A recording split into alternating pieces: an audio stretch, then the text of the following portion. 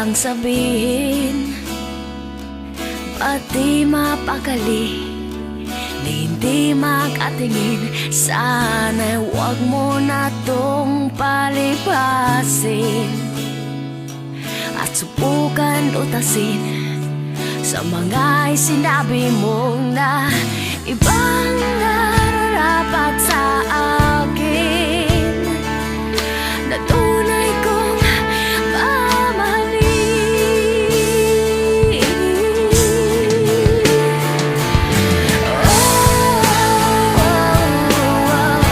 Wag na wag mong sasabihin na hindi mo nadama itong pag-ibig kong handang ibigay kahit pagpalayaan mo.